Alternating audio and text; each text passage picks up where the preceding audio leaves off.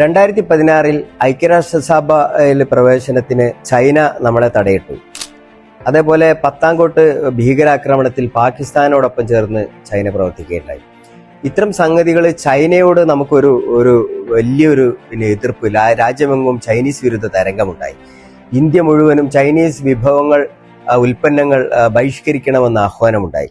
ഒരു പ്രമുഖ പാർട്ടി ചൈനയുടെ ഒരു സാധനം വാങ്ങരുതെന്ന് പറഞ്ഞ് ബോയ്ക്കോട്ട് ചെയ്തു. അതേപോലെ ബഹിഷ്കരണ ആഹ്വാനം നടത്തിയിട്ടുണ്ട്. നമ്മുടെ വാഹനങ്ങളുടെ പുറകിലെല്ലാം തന്നെ ചൈനീസ് ഉൽപ്പന്നങ്ങൾ ബഹിഷ്കരിക്കുക എന്ന് പറഞ്ഞ് സ്റ്റിക്കർ ഒട്ടിച്ചു വെച്ചിട്ടുണ്ടായിരുന്നു. അതേപോലെ ടീഷർട്ടുകൾ, ഇന്ത്യയിൽ വ്യാപകമായ യുവാക്കൾ ചൈനീസ് പ്രൊഡക്റ്റുകൾ ബഹിഷ്കരിക്കുക എന്ന് ആഹ്വാനം ചെയ്തിട്ടുള്ള ടീഷർട്ടുകൾ ഇടുകയുണ്ടായി. ഒരു ഫലിതം എന്താണെന്ന് ചോദിച്ചു കഴിഞ്ഞാൽ, ഇത് ഈ ടീഷർട്ടുകളെല്ലാം തന്നെ പിൽക്കാലത്ത് ഇതൊക്കെ ഒന്ന് കെട്ടടങ്ങിയതിന് ശേഷം യഥാർത്ഥത്തിൽ ചൈനീസ് പ്രൊഡക്റ്റ് ബഹിഷ്കരിക്കുക എന്ന് ആഹ്വാനം ചെയ്ത ഈ ടീഷർട്ടുകളെല്ലാം തന്നെ പിന്നീട് അന്വേഷിച്ച് നോക്കുമ്പോൾ ഇത് ചൈനയിൽ നിന്നായിരുന്നു ഇത് പ്രൊഡക്റ്റ് ചെയ്തിട്ടുണ്ടായിരുന്നു.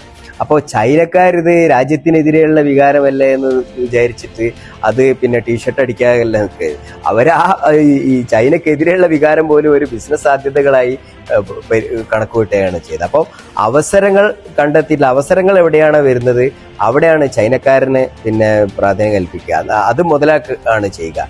അതാണ് ഈ അവസരങ്ങളിൽ പ്രശ്നം കാണുന്നവരും പ്രശ്നങ്ങളിൽ അവസരം കാണുന്നവരും തമ്മിലുള്ള വ്യത്യാസം. നമ്മൾ അത് ബഹിഷ്കരിക്കാൻ ആഹ്വാനം ചെയ്ത ടീഷർട്ടുകൾ നടക്കുന്നു, എന്നാൽ ആ ടീഷർട്ടുകൾ ചുളിവിൽ ചൈനക്കാർ തന്നെ ഇങ്ങോട്ട് ഇറക്കുമതി ചെയ്തതാണെന്ന് പിന്നീട് മനസ്സിലാവുന്നത്. അപ്പോൾ യഥാർത്ഥത്തിൽ അവരുടെ അവർ കച്ചവടമാണ്. ചൈനക്കാരെന്ന് പറയുന്നത് കച്ചവടം മാത്രമാണ് അവരുടെ എല്ലാ ശിരകളിലും ഒഴുകിക്കൊണ്ടിരിക്കുന്നത്.